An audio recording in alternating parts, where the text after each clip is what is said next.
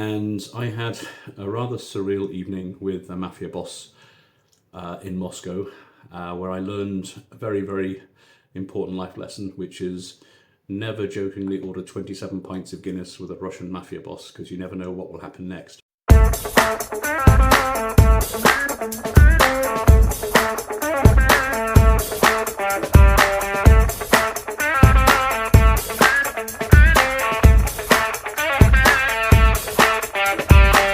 Of all the places I've lived and worked in my life, nothing compares to 1992 in Russia, particularly in Moscow.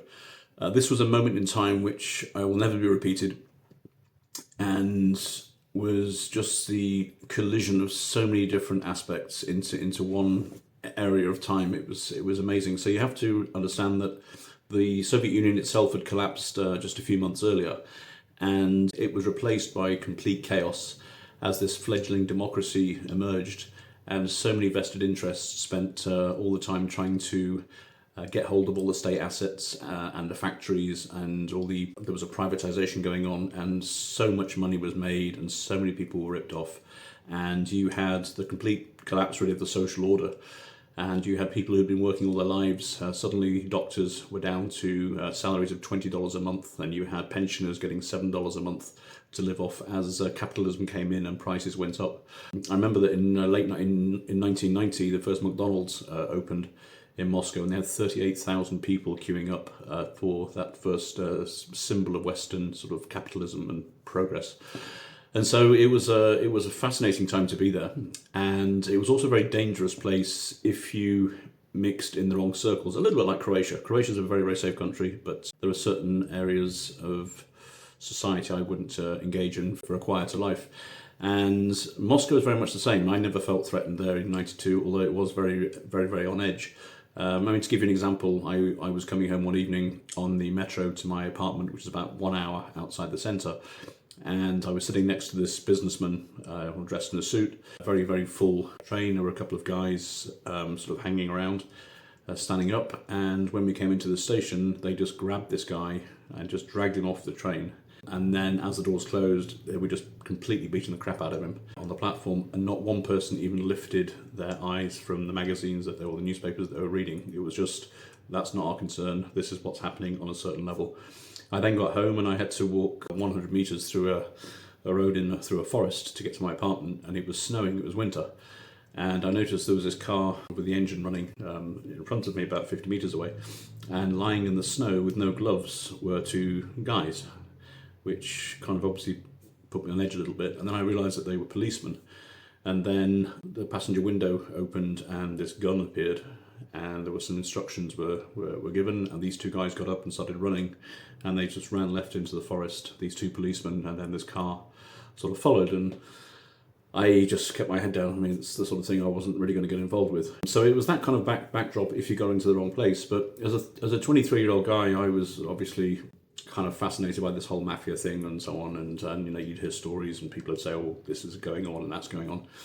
And I had a rather surreal evening with a Mafia boss in Moscow, where I learned a very, very important life lesson, which is never jokingly order 27 pints of Guinness with a Russian Mafia boss, because you never know what will happen next. I had a really good friend there called Kathy. She was from Scotland, and she was a lovely, lovely lady, and she was opening a language school there.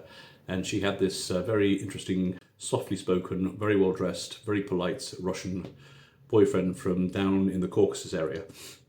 And he was always a little bit more serious. His English was good, but it was with a very, very strong Russian accent. And as we got to know each other a little bit, he kept taking me away and talking to me about little business deals and ways to make money and so on like that. And, I was open to discussing things. I wasn't obviously a very good businessman or anything, but it was kind of interesting to listen to him. And then one evening he said that he would like me to meet his boss, and he had a proposal for me. So I was thinking, okay. And he said, my boss he's from down in the Caucasus. He's a very big guy. He's very rich. He's got very good connections, and this could be a really good deal for all of us. So I was like, fine. And I brought my friend Jerry, who also knew this guy, and Jerry was working in admin at the European Commission at the time, and we'd been friends for some time, and we'd meet for drinks. And so we were in the Irish bar. Rosie O'Grady's the only Irish bar at the time, having a Guinness, waiting for Ruslan, our friend. And suddenly Ruslan appeared, super serious, said we have to go now. And I think it's the only time in my life that I've ever left a half pint on the table in a bar, because it was that urgent, because he didn't want his boss to be waiting. And so we went down to the street, snowing, and there was this brand new shiny black Pontiac. And so we got in there. I was in the middle, and Ruslan and Jerry were either side of me. And in the passenger seat was some young, skinny guy with a moustache from down in the Caucasus, and driving was the boss, whose name was something like Kazbegi, I think.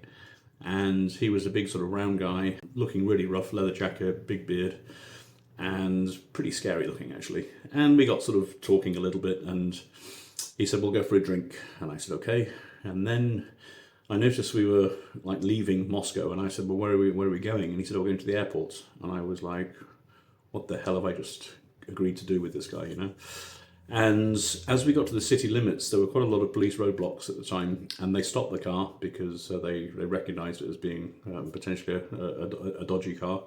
They looked in, they checked all the papers of the two guys, and guys from the Caucasus region are all very suspicious to people in Moscow and stuff. And the police then went through the car, they searched the glove compartment, and lo and behold, they found a gun, a pistol.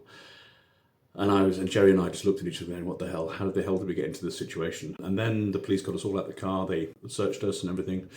And Jerry had his bag with him from work, and they were like, what's in the bag? Take everything out slowly.